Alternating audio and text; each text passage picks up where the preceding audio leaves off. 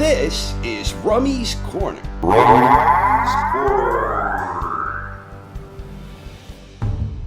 Good evening, boxing fans, and welcome back to Part 5 of the Top 10 by Decade scoring experiment. In Part 1, we started with the heavyweight division, and we have worked our way south, going through the cruiserweights, the light heavyweights, and in the previous installment, it was super middleweights. Today in Part 5, it's the middleweight division. And once again, we will be utilizing Ring Magazine's rich archive of historical rankings in order to try and objectively determine the top 10 middleweight boxers from each decade. Ring Magazine began doing annual rankings for the middleweight division way back in 1924. So for our purposes here, we're going to start with the first full decade with a complete data set of rankings, the 1930s. At the conclusion of 1930, these were the top-rated middleweights according to Ring Magazine. Mickey Walker was the champion, so he will get 10 points for being first on the list.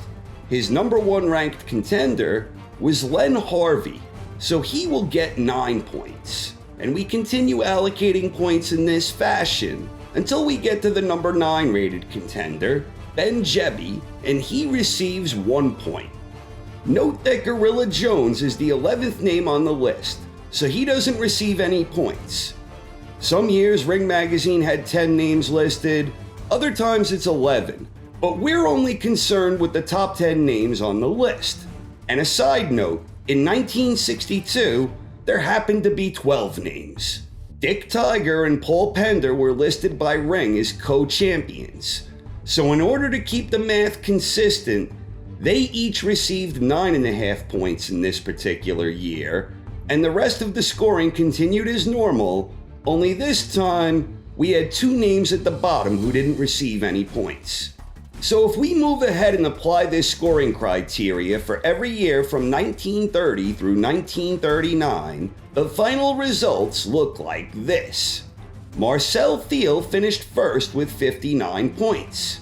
He was considered the best by Ring over a 5-year stretch, which largely contributed to his strong showing under this scoring.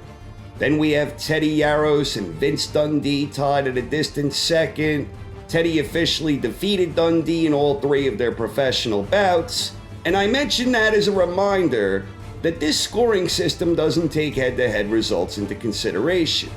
Instead, it's focused on being consistently viewed among the very best middleweights over the course of an entire decade. And for the 1930s, that was Marcel Thiel. Moving on to the 1940s, Tony Zale finished first with 84 points. And I think this is another example of an inherent bias in the scoring system, where the champion from any weight class benefited from the years during World War II when the titles were frozen. And Zale served in the war, so he didn't fight for a 4-year stretch here.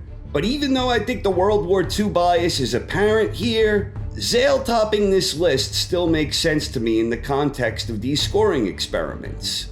Then in a distant second, we have Jake LaMotta with a very respectable 59 points. This is a pretty stacked list here, and we had a lot of really talented boxers operating as middleweights during this era.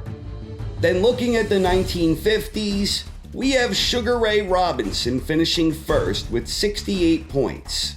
If you look at his yearly scoring totals, that big gap between 1952 and 1954, this happened when Robinson had retired from boxing.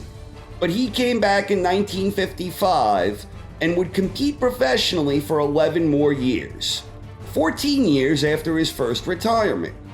Without that gap, I don't think it's unreasonable to believe that the great Sugar Ray Robinson would have finished with a much higher total here. And regardless, seeing what he was able to accomplish following a 3-year retirement is pretty impressive in its own right. Joey Giardello finished second here with 40 points, and Bobo Olson and Gene Fullmer were tied for third with 37. In the 1960s, Dick Tiger finished first with 52.5 points. That's because of what I mentioned earlier, where Tiger and Paul Pender were considered co-champions by Ring. Second place was an impressive 51 points from Nino Benvenuti. And then we have Joey Giardella once again scoring 40 points, this time for a third place finish. Gene Fullmer also made the list for a second consecutive decade, and he was tied for fifth with Emil Griffith. And the one thing that's jumping out to me so far is that the middleweight division was consistently blessed with a lot of great talent throughout these decades. And that trend continues when we look ahead to the 1970s, where we once again had a great abundance of talent in the weight class. Carlos Monzon comfortably finished first here with 70 points, and he was viewed as the best in the division for 7 consecutive years until his retirement. Rodrigo Valdez was a distant second. He had 49 points. Vito Antuofermo, Benny Briscoe, Emil Griffith once again, then Marvin Hagler. There are a lot of talented middleweights here, and chief among them was Monzon from the 70s. And I'm sure that doesn't come as much of a surprise for anyone.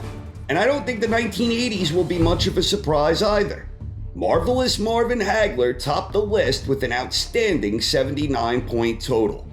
Hagler was considered the best middleweight in the world for a stretch that lasted nearly 8 years. And indeed, he was considered one of the greatest fighters in all of boxing at that time. Tommy Hearns finished a distant second with 39 points. And on a quick personal note, seeing Hagler and Hearns finish first and second made me smile, as that's the first boxing match I remember watching with my old man when I was just a kid. I figured that Hagler would finish first here, but I was a little surprised to see Tommy finish ahead of some of these other guys under this scoring criteria. On to the 1990s, Bernard Hopkins finished with an impressive 62 points. Julian Jackson was a distant second with 34, and he edged out William Joppy and Keith Holmes, who were tied for third. Tied for seventh, you see Roy Jones Jr. That's the third weight class where Jones has finished top 10 in a given decade. He had 2 top 10 finishes as a light heavyweight and 1 top 10 finish as a super middleweight previously. He also held the victory over Bernard Hopkins at this time, but again, this scoring system isn't really about head-to-head stuff.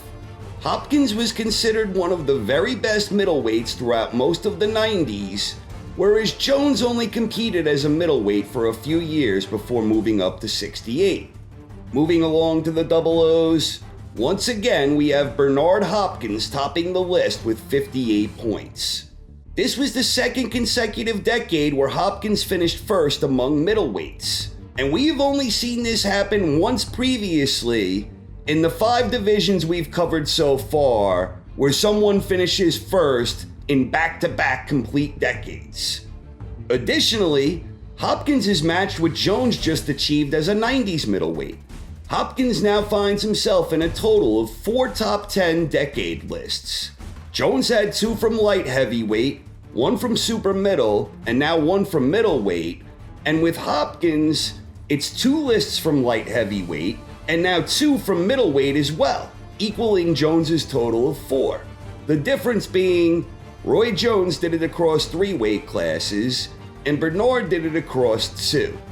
Regardless, in both instances, it's something I consider to be extremely impressive in the context of what we're doing here. And now, even though the current decade is not yet complete, through the end of 2017, the list looks like this. Gennady Golovkin is the leader with 52 points. And looking at the next 3 names who could all theoretically pass him, that doesn't seem very likely to me.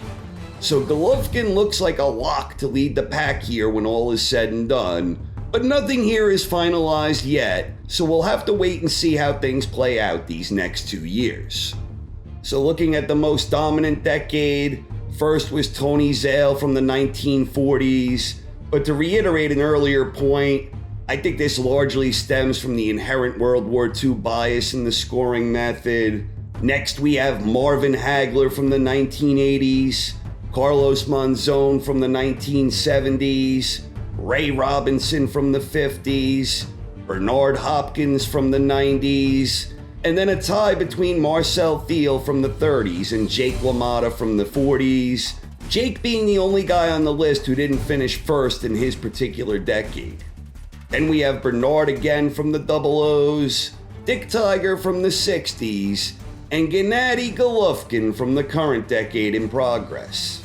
In total, we had 7 middleweights who finished top 10 in multiple decades. Bernard Hopkins is the standout here, because he finished first in both of his decades. Marvelous Marvin is the other guy who would have at least one first place finish out of this bunch.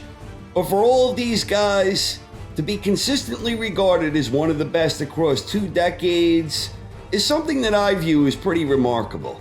Now, if we add up all the numbers of all the middleweights who finished top 10 during the decades we covered, our final result looks like this. Bernard Hopkins finished first with 120 points, driven by the strength of his 2 first-place finishes. Then comes Marvin Hagler, also topping the 100-point mark. And overall, a few names here jump out as seeming like they don't really belong, and the overall ordering certainly doesn't look proper to me. I think most observers would be inclined to rank Hopkins below guys like Hagler and Monzon and Ray Robinson. But again, in the context of what we're doing here, Bernard's incredible longevity is nicely rewarded under this scoring criteria. And I think it's rather amazing that Bernard is only the second boxer we've come across so far who finished first in consecutive complete decades within a given weight class. And he's also only the second boxer, along with Roy Jones Jr., to finish in 4 total top 10 lists across different weight classes. I have no idea how often we're going to see these type of things as we work our way south, but it's definitely something I'll be keeping an eye on. Thanks for watching, everyone. Hope you enjoyed. Please stay tuned for part 6 of the new Top 10 by Decade series. Next up, the junior middleweight division. Until then, have a great night.